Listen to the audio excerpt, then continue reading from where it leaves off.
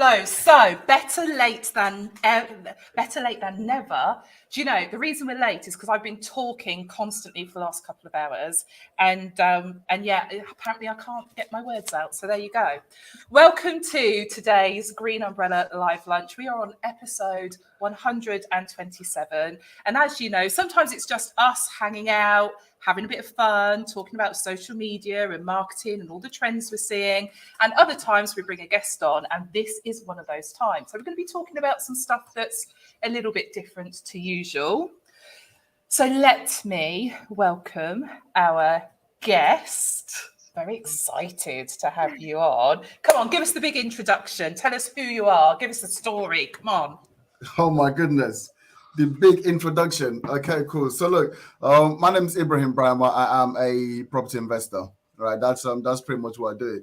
But I just loved what you said there. I know we're gonna, come on to talking about social media and marketing, but when you just said then episode 127, I was like, that's how you do it. Like that's really what it's all about. It's all about that consistency, right? All about the consistency, yeah. But look, certainly what I'd really love to do today is just speak a bit more about, social media, how I use social media to actually, grow my business. And, hopefully the audience, I'm guessing, they're quite in tune to this anyway, but hopefully if they just kind of pay attention, hopefully there'll be one or two things that they're really able to gain from today. And if anyone here likes the idea of being able to make more profit in their business, then they're in the right place. And if they like the idea of doing that without having to actually put any more money into marketing, then they're certainly in the right place as well. But just to give you a little bit of context, and you guys are probably thinking, who is this guy, and why should we be listening to him about social media, right? If you will permit me for a second, I'll just give you a little bit of a story about myself, right? Now, I'd like to take you all back to 2006. It's October 2006, and just picture this, right? I'm in a garage. It's normal garage. You've got bikes, boxes, bags, all in there. And in just one corner of the garage, you got some cardboard boxes on the floor, and you got a duvet. Now, this is my home. Like on this particular night in October, right? It's dark, it's freezing, it's raining, it's windy. And there's just a little gap just between the bottom of the door and the floor of the garage, right? And the wind is not blowing the rain in.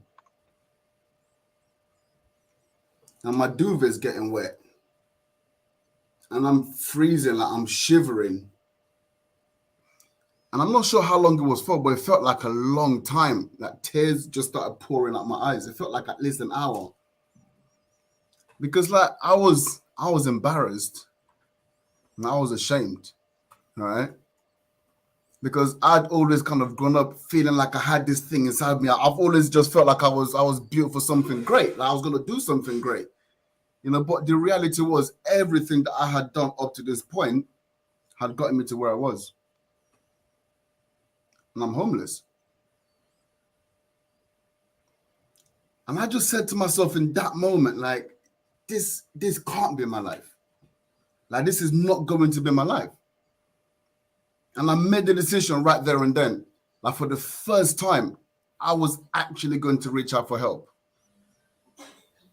And the very next day, I went to someone who, like, there's one person who just always believed in me. Even when I was naughty in school, even when I was running around causing havoc in his class. And that was my history teacher, Mr. Adams. And he didn't let me down. Took me under his wings. And just under 2 years from that very moment, I made it to university. Now, I mean, I'll be honest, I wish he told me I was going to be coming out of over £45,000 worth of debt. But the truth is, I wouldn't change it for anything, right? Because it wasn't about the university education, because I did a very generic course. I did business, right? But it was more about the process. It was more about the power of decision making and sticking to something once you've actually had a goal. And that has been something that has really helped me throughout my career from then. Now, I didn't complete uni because I went to uni at the height of recession. It's in 2008. Literally, I went to uni in 2008. A year and a half into it, I thought, you know what? I could either keep doing business or I could actually go into the world and try to learn business. So with no experience whatsoever, I printed out my CVs. And being homeless teaches you one thing, right? It teaches you the power of having a roof over your head. You know, I know we all understand, you know, wanting to have a home and all of that. But when you're homeless, there's so many more different connotations to that. And I just wanted to be involved in property at some level, right? So I printed out those CVs and I walked around to every single estate agent on the high street of Southampton. And one after the other, they all said no. One after the other, they all said no. The second to the last one, he also said no, right? But here's the thing. I don't know this man, never met him in my life, never met me. But he took out 30 minutes of his time and sat down with me and told me everything that I said wrong, told me what I needed to be saying, how I needed to position myself to put myself in a position where I could actually get offered a job. And the very next door I walked into, which was the last one on the high street, and this, I promise you, this sounds like one of those stories, right? The last estate agency I walked into on the high street, which also happened to be the largest in the UK at the time as a franchise. I got the job in there. And that's really where my career started. And there was a couple of lessons. The first one was what Mr. Adams taught me, the power of discipline, the power of making decisions and sticking with it. And the second one was just, you know, everyone always talks about being self-made, right? I did it myself. And I'm just, even till today, when I think about all of the people that have helped me on my journey, right? It's like, you might be doing these things yourself, but like no one is self-made. And there's just so many people that have gotten you to where you are today, right?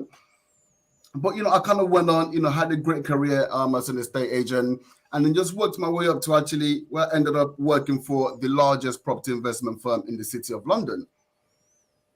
You know, we were working with some of the wealthiest people on the planet, you know, Australia, Dubai, South Africa, Saudi Arabia, you name it, right?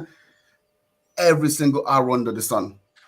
Because it sounds good and the money was great, but the reality was I was actually sacrificing the very thing that I wanted to go and earn all this money for, which was time with family, you know, my loved ones. My partner's pregnant at the time, and we would be having arguments, right? Because she's going, what sort of life is this? You know, I'm working 12, 13, 14 hours a day. I'm coming back home, and because of the time difference, it could be 1 o'clock in the morning, and I get a phone call. It's a client, and I've got to deal with that phone call, right?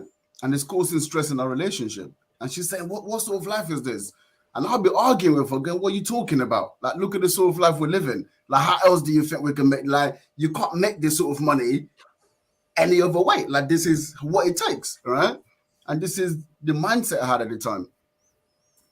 But all of that really came to a head in February of last year. We're just like any other day. And I always say this to people now, right? Like, don't wait for the hammer blow before you start making the decisions to get you to the place that you actually want to get to. Because tomorrow's not guaranteed to anyone. And just like any other day, I get a phone call. It's about my mom. And she's been rushed into hospital, right? She's got COVID. But she's not just been rushed into hospital, she's now in intensive care. She's in a coma. And the only thing keeping her alive is a ventilator. And like, being of African descent, and I'm also the eldest son as well, like, it's my job and my responsibility to look after all of my siblings. So I'm sitting there, I've got all of these calls coming in from Nigeria trying to figure out what's happening. And at the same time, I'm trying to process like how I'm feeling emotionally. So I've got to call my boss, right?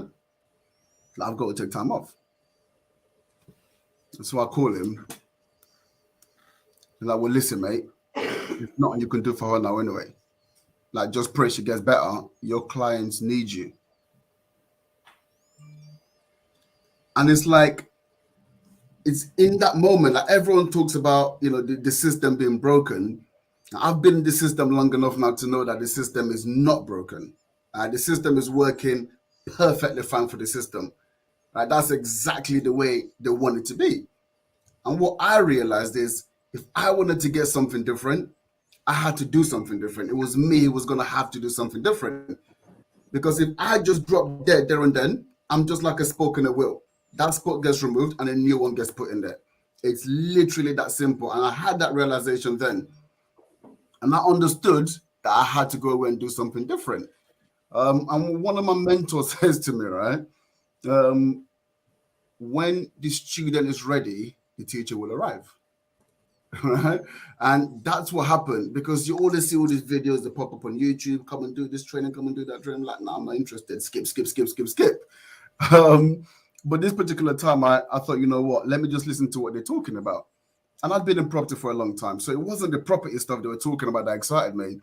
It was them talking about the system and how it's not designed to allow us to thrive, but actually it's designed to keep us within the system. And it's like, that message just hit me like there. I was like, this is so true.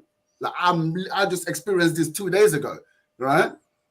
So I decided to join them, went for the training, started getting educated, got mentored. And the key thing that he said to me, because people talk about getting into property without using any of your own money. I don't know, if the audience know too much about property training, but that's this thing. How do you do property with no money? This is ridiculous, right? Like, these things are worth hundreds of thousands of pounds. But I was fortunate enough to be in a position where I knew there was a lot of money out there. I just come from the largest investment firm in the city. I know people have got millions, right? So for me, that wasn't my block. For me, it was like, where are all these bloody deals that you are going to give to these people, right? Coming into this environment, though, what I realized very quickly was actually these people believe there are deals, but their issue was no one's got any money. No one's going to give me any money, right? And now to me, it was just mind-blowing. I was like, what are you talking about? There's lots of money out there.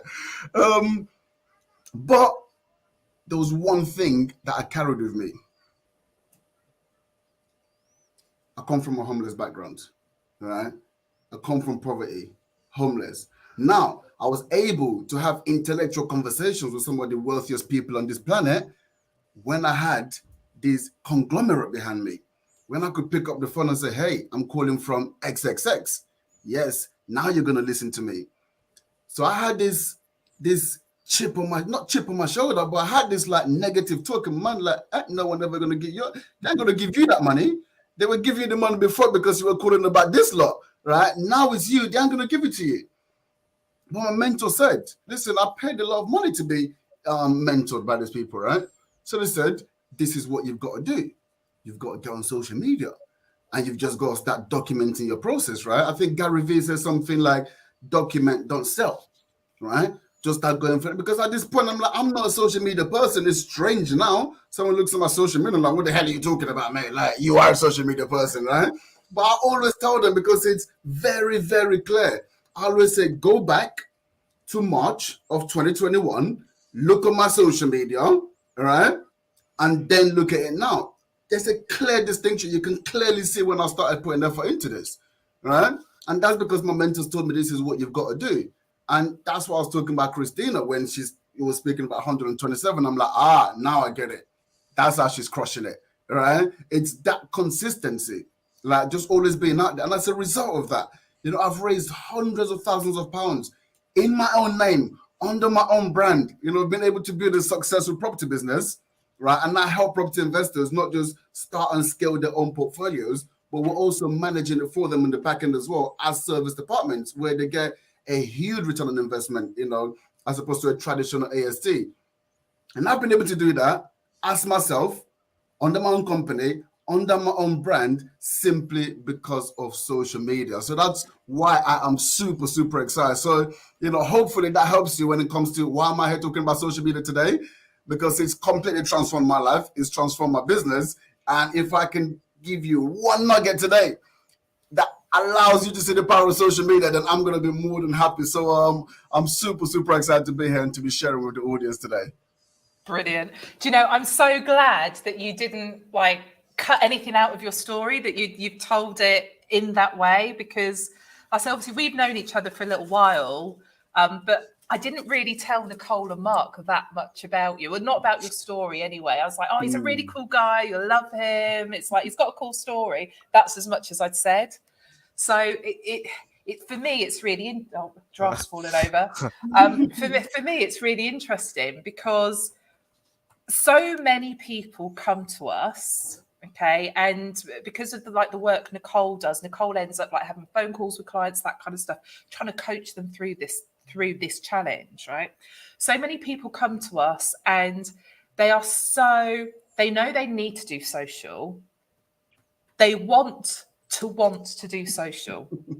And when Nicole's going, oh, can you send me a photo? Can you send me a video? They just give us every excuse under the sun, don't they? It's terrible. So if you bring yourself back to March 2021, where you've been told you need to get started with social, you need to commit, you need to do it. What was going through your head at that point? I'm not a social media person. Like this is I don't do this stuff. Do you know what I mean? I'm very private. I keep my business, and this is I've got like friends and stuff on here. And you've got to remember, like, I've got friends even till today who are, now, and this is again the power of consistency. Like now, it's just so consistent. Like, okay, now this is actually it. Like this is him, all right? But there was a point when I stand there like, nah, this is nonsense.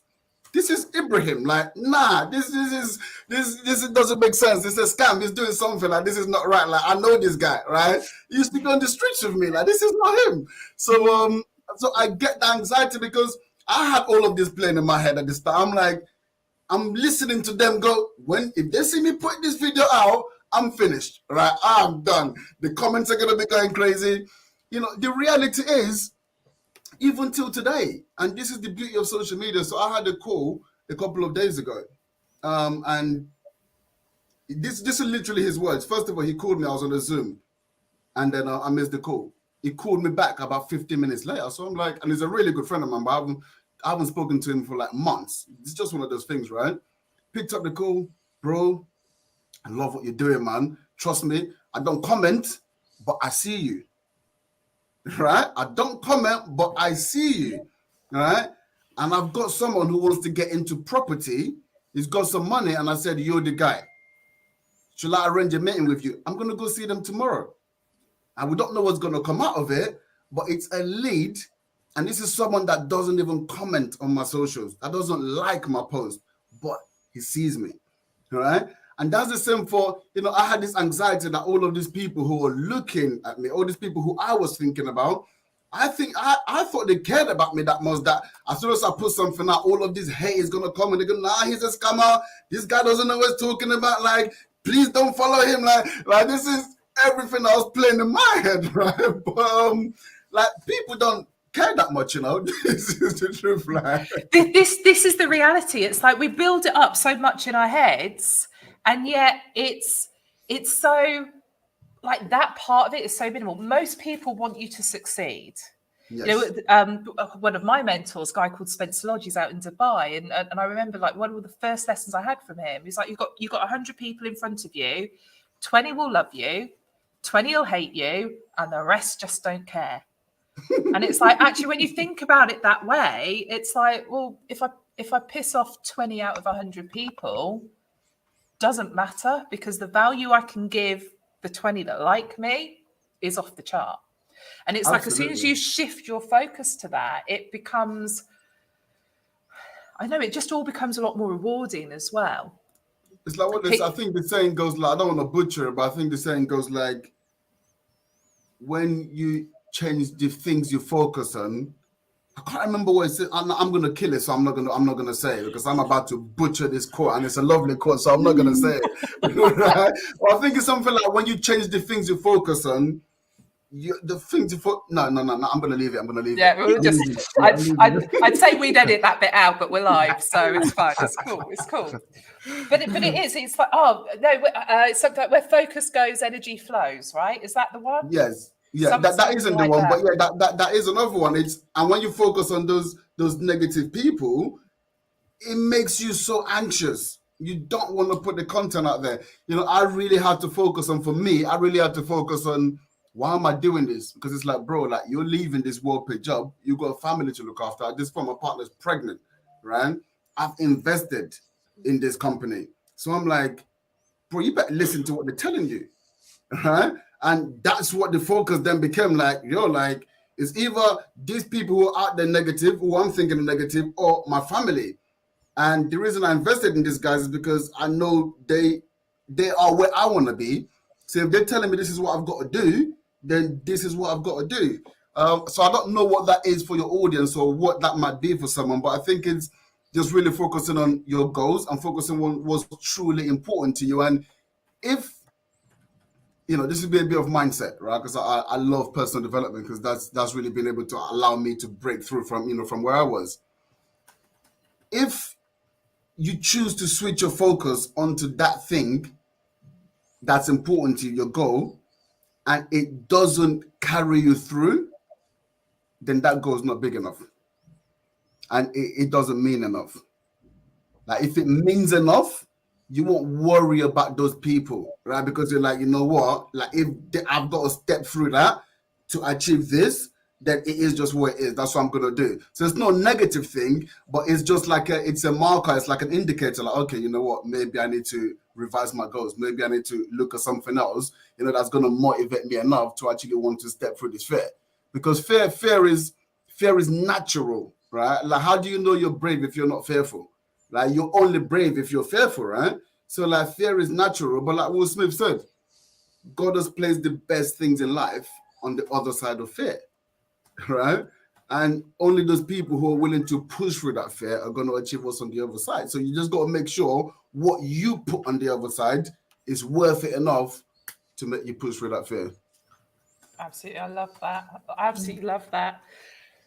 So fear can show up in different ways. Okay. Fear can show up in self-doubt.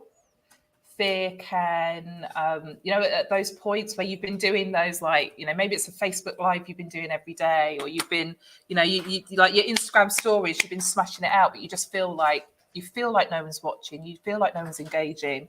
And all of a sudden you kind of like start to lose momentum, and you think, like, why, like, no one's paying attention? Why am I doing this? Tell us about a time where you were in that space where you just kind of thought, like, from a marketing perspective, from a social media perspective, it's like, is it worth it? Or have you never had that? 100%, because, bro, like, do you know how terrible you're gonna be when you start? Like, you are gonna be so bad. Like, that's the reality. Like, you're just gonna be so bad. But so it is what it does. And I'll be honest, when I started, I thought it was good. I looked at someone, I was like, I posted that. Like, this is good, right? But like, now when I look at it, I'm like, oh my, I posted that. What the hell was I thinking? It's mental. Look back at episode 1 to about 5 or 6 of Live Lunch. Exactly. It's literally like, I can't believe that stuff, right? Like, you've just got to realize that it doesn't matter when you start. First of all, whenever you decide to start, it's going to be your worst. It doesn't matter. It's going to be your worst. So you might as well just get it out the way now, right? But yeah, there's been points because you're not putting out the best content. It's not the most captivating. But here's the thing. Even when you're putting out crap stuff, people are still supporting you. And that's what's weird, because you're just thinking of the negative, but even when it's crap, people still like it. And I can't believe people liked that stuff. What the hell were they thinking, right? But this is the thing. People don't want you to fail. It's only you that thinks that people want you to fail. Absolutely. That's absolutely. So yes, I've definitely had those points, because you're putting that content and then you're not really getting anything back. There's no direct feedback. But what I would say to that is just, and it is disheartening. It is, because I was going to say it takes time. When you're not doing it right, it takes time. That's obviously why you guys are here, to show people how to actually do it right, because there's a way of really not taking a lot of time to do this stuff. To the outside world, they're like, wow, that consistency is great. But you're like, oh, I've just batched that stuff. Like, you're getting it daily and it's just like coming in consistently. But to me, it's not like daily for me, right? So there's ways to do that. But you just got to remember that if you're documenting something, if you're documenting not selling, then you're documenting. You're showing me that you've started. So I don't necessarily want to or need to work with you when you started. It doesn't mean I won't, but you've got to understand that it's a process, right? It's a process. I just launched my podcast yesterday, by the way, right? Oh, And, amazing. I didn't know that. thank you so much. Yeah, thank you. Yeah, it's I had an interview with Jamie York, who's an incredible figure within the property space, right? And what he was saying is, like, if you've got a big goal, like, think of it in 3 to 5 years, 10 years. A lot of people think 1, 3, 6 months, right? And then that's what allows you to take the wrong actions because you're trying to get those outputs like right now. Don't focus on the output, right? Don't focus on the outcome, sorry. Don't focus on the outcome. Focus on the inputs. And once you focus on the inputs, then the outcomes are going to come eventually. They're going to come. So that's just what you got to focus on. Like, look, success leaves clues. If it's worked for someone, then it's going to work for you. So, I mean, you guys have got a marketing agency. And like, if you weren't making money for this is not charity. If people were not getting a result from the work that you're doing, then they won't be paying you, right? The reason that people are paying is because there's a result to it. So when you know that people are getting results from this, just know that it's going to come. You just got to keep putting in the inputs and think about it over a longer period of time. And the one promise I can make is, first of all, you will get the results. You're going to look back one day. You don't know when that is. And for me, it was actually recently, just a few weeks ago, and I was like, I'm so freaking proud of myself, right? You will look back one day and be like, I'm so proud of myself because you did just keep putting that content. Even when you get the 1 like or you got 0 like and then like 9 p.m. one person likes you, you're like, yes, I got 1 like, right? I mean, it's not 0. I didn't blank today, right? But like, you just keep putting it out anyway, keep putting it out.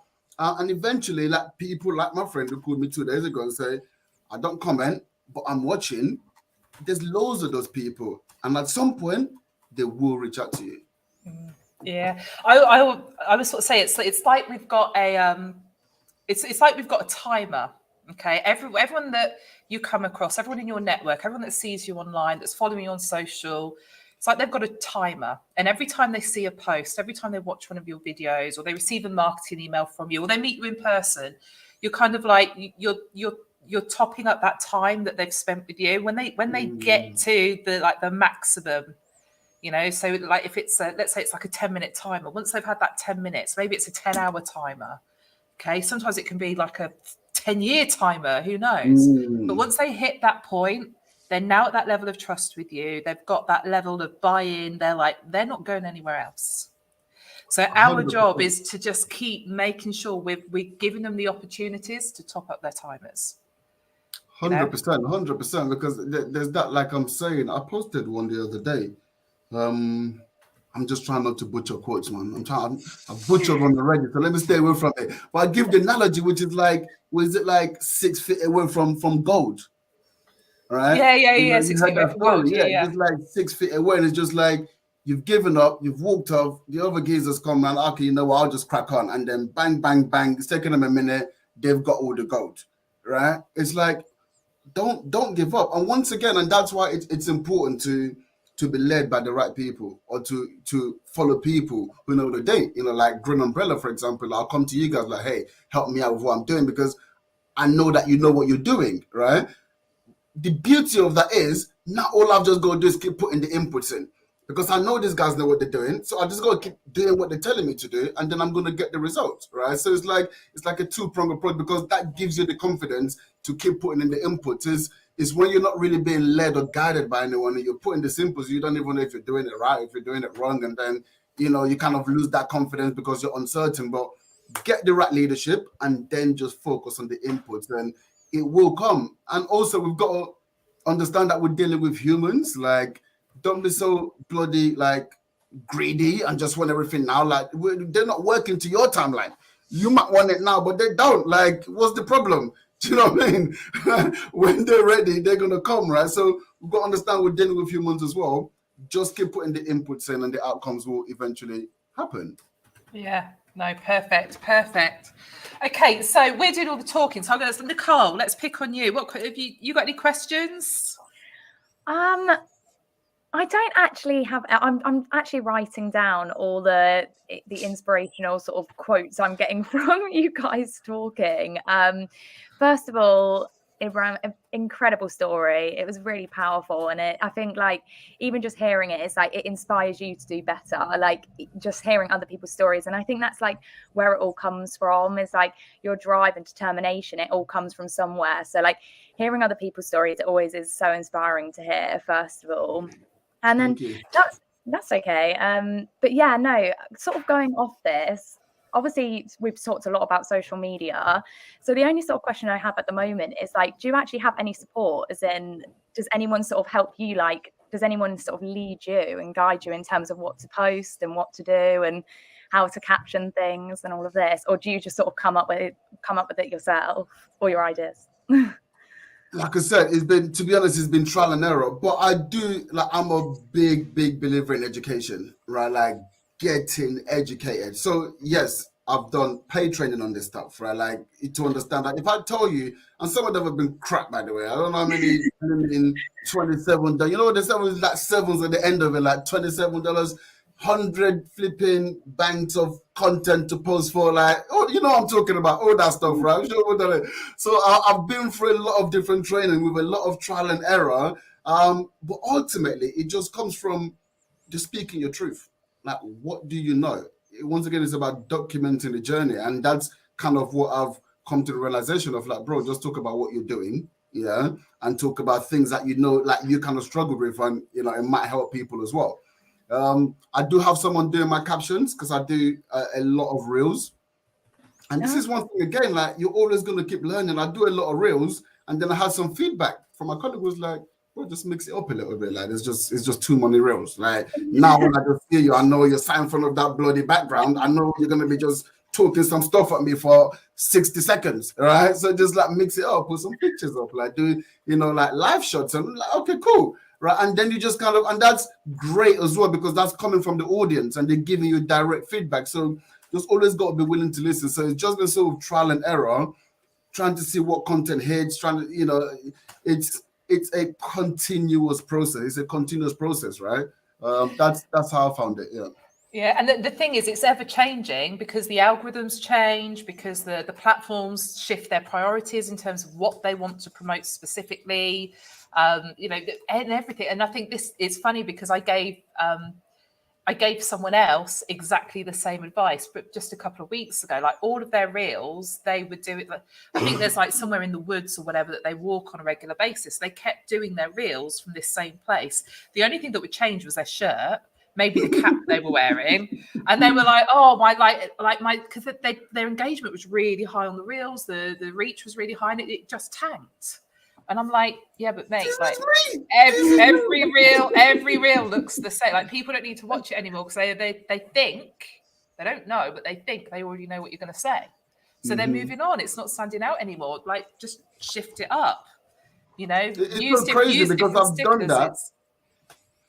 Sorry, I don't want to interrupt, but yeah, because I've done that, because I just kept going, I don't know what's happening. Instagram has changed the bloody algorithms again, and I'm just not getting the same reach. I thought I was going like this, and now I'm going like this bloody Instagram, and then I just heard that advice, switched it up, and the engagement is going up again, right? So it's just you just, you know, as you know, for me, I said, like, listen to the audience, listen to, and that's probably something that I learned because I wasn't really asking for feedback.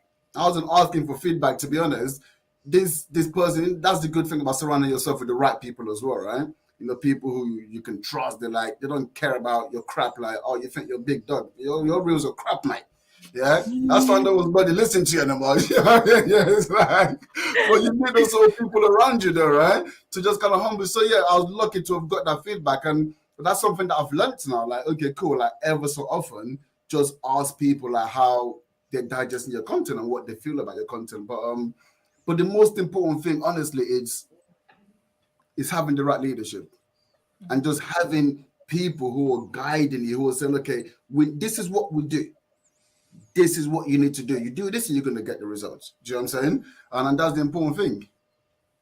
Absolutely. And I think, you said something really interesting. Well, you said two things. So one's a little funny story that I'm going to share. So Tuesday, I was with a client in the Northwest, and they said, right, brilliant, we've got you in the room. We've got you here now, so you can tell us why we're the Muppets in the room. That's literally word for word what they said to me. And because it is, I'm known for being a little direct with my feedback. But that's how you get the results, though. No one wants to hear the crap. It's like, just tell me how it is so I know what to do. But the thing is as well, like, you said something really interesting. You're like, you reach drops, you think, oh, it's the algorithm, it's this, it's that, it's the other. It's very rare that people actually look at their own content. So we become like, we want the feedback from others, but actually, why not pick up your phone, look through yourself as if you're looking at it with fresh eyes and go, okay, what am I actually seeing here? And self-analyze, because quite often, and it happens with a lot of stuff in life. We don't take responsibility. Mm-hmm. We blame outside factors. We blame things that we don't have control over. We can't control the algorithm. But actually, if we look at our own content and go, do you know what? We've been doing things in exactly the same way for this long. We need to change it up. That is so true. It's so true, because look, there are some things you can't control. But what's the point of even focusing on that? Because you can't control it. So it's like, what can I control that can actually make a difference? And then focus on that. It goes back to what you focus on, right? Absolutely. Absolutely.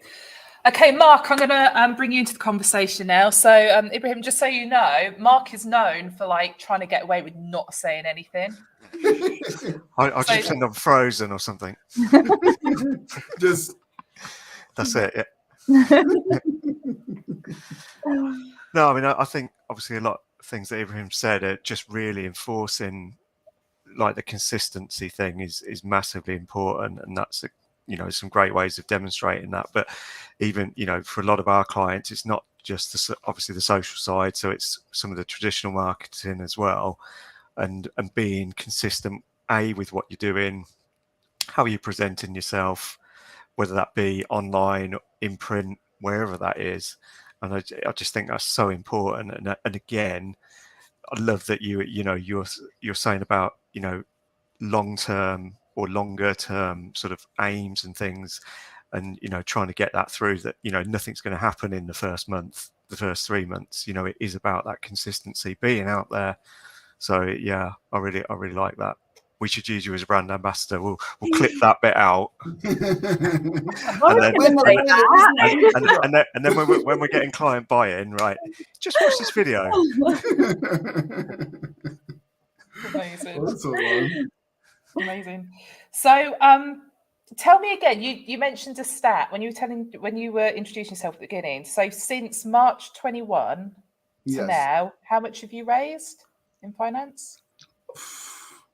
I don't have the exact figure, but it's hundreds of thousands. Hundreds of thousands. Yeah, easily over 500,000. Okay, cool.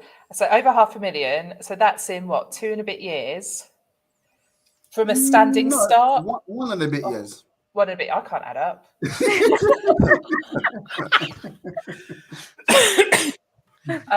Okay, so that's even better. 1 and a bit years from a standing start using social media. Yes. Any other marketing strategies or? Sorry, go ahead. Any other marketing strategies or just social media? Honestly, just social media. I haven't paid a penny. Well, actually, I think I did like a boost on Instagram one time for like 3 days, and I was like, nah, this is wasting my money. I was like 15 quid or something. I'm like, nah, that's it. Enough of that. I didn't know what I was doing. I was just trying it. But social media, purely social media. Okay, cool. So off the back of that, we talked about consistency quite a lot. So if we take that out of the frame, what are three things? The 3 things that really guaranteed your success? Like if you were going to start again, the 3 things consistency is like, that's off the table. We're doing that anyway. What are the 3 things that you'd be like, I'm going to smash this, smash this, smash this to repeat social that media success? Social media. What specific tips? Yeah. I've got to really think about it. I think diversity in your content, from the experience that I've just gone through recently, You know, I think that's probably the one that's just like ringing out at me, like, mate, you were so stupid. How did you not see that? Right? And it's good. I got that feedback. So yeah, definitely diversity in your content. Authenticity. I think authenticity. You're definitely authentic. You're definitely authentic. Yeah. Thank you. Yeah, authenticity. I think 100%. And then number 3. I'm just trying to think of what I do, like my thought process. So, more consistency. What would be the third one? This is why I love not prepping our guests. Yeah, I love it. I love it. On the fire. I was gonna say something about it's probably more of like I've got it. Just start. Love it. Just start, man, because that's, like I said, just going back to, because it was just a couple of weeks ago, I was looking back and I was like, mate, what the hell was that? That was terrible, mate. Do you know what I mean? But like, if I hadn't posted that, I wouldn't be here today. Do you know what I mean? Like, that's the reality. So just start, be authentic. That's amazing. Okay, so we're going to start to wrap this up now. Before we do, like I said, I had no idea that you'd launched your podcast yesterday. So I feel a bit bad for No, it's good. I did blast it over social media, but it's so good, it's fine. Let's plug the hell out of it now. Come on, let's so what's the podcast called? What yeah, like awesome. What's it about? The podcast really, when I came up with the idea of the podcast, I was thinking about myself, and that's, well, actually, I should probably clarify that when I say thinking about myself. I'll give more context to that. Right? I was just thinking about me in that garage, like listening to someone thinking like, you're down and out. What do I need to hear to really like inspire me that it's going to still be possible? Because look, the reality is a lot of people. So this is how I always open my podcast, right? When I talk, before I introduce the guests, I talk about what the podcast is about. And it's really when two sets of people go through the exact same situation. One person goes, because of the situation, I'm going to become wildly successful. All right? The other person goes, because of the situation, this is the reason why I can't achieve the things that I want to achieve. All right? What's the difference between those two people? What's their thought process? What's their mindset? How do they analyze things that makes one person becomes wildly successful? And it's those stories of those wildly successful people that I want to capture. So hopefully in those moments, I'm able to ask the right questions to really get those nuggets out. And I spoke to someone, for example, yesterday who I launched the podcast with. I said Jamie York, like incredible, by the age of 30, become a multi-millionaire. And this guy, he won the property trading business of the year last year. He was also the property investor of the year last year. I interviewed another guy just a few days ago who has sold over £4 billion worth of real estate. Over B, I was like, mental, right? But we didn't really talk about their property businesses. Neither of them. Yes, we touched on it, talk about some of the results they've got, probably like for 3 minutes. It's more about who were you as a kid? What happened in the situation when you were in the playground? This thing happened. Why did you think like that? What made you make that decision? Oh, you got to college, you were at university. Like just understanding the mindset and the thought process of how they break and analyze things down. And then hopefully, people who are in different situations can say, okay, well, you know what? This person is there. They're kind of in the position that I would like to be. Here's how they analyze things. Maybe I should start changing the way that I'm thinking. And maybe next time I'm in a similar position, maybe I should view it this way instead. Or maybe I should do this instead. And that's really what the podcast is all about. It's called The Need to Succeed, and just really understanding what is the need for people to succeed and how they analyze that process. Amazing. I love podcasts. I've got podcasts as well. It's my little hobby passion thing. And Nicole's a big podcast fan too. So yeah, we'll make sure that we're sharing that everywhere. Subscribe, like, comment, subscribe, share, all that good stuff, press the bell button, all of that. I'm gonna put them onto the podcasting channels, but like, I'm a really visual person, right? Like, I'm like, you see all these crazy hands going everywhere, and like, you know what I mean? All that energy. So I feel like that would probably be missed in a purely audio format. So I've decided to go on YouTube instead. Which is, it's a tricky one because you're thinking about the length and all that sort of stuff. I know, but I just feel like it's. I'm like. Visual. See, this is my thing. People they'll ask me the question all the time, whether it's a video for social media or a podcast episode, video for YouTube. It's like, how long should it be? I'm like, it's as long as it needs to be. Okay. If you record an episode and it ends up being an hour and a half, edit it and release it as 2 episodes, because an hour and a half is a long watch, right? But other than that, like, we could be on this for a full hour. We could be done in 35 minutes. I think the shortest one of these is like 20 minutes because that's how long it needed to be. We're not going to get caught up in, like, we've all seen that movie. Like, you sat in the cinema, it's been amazing, and here's the natural end to the film. And yet you're still sat there 40 minutes later, and now you hate, I nearly swore. Now you hate the thing. We've all got that film that's just like 20 minutes too long, 30 minutes too long, whatever, right? We don't want people thinking that about our content.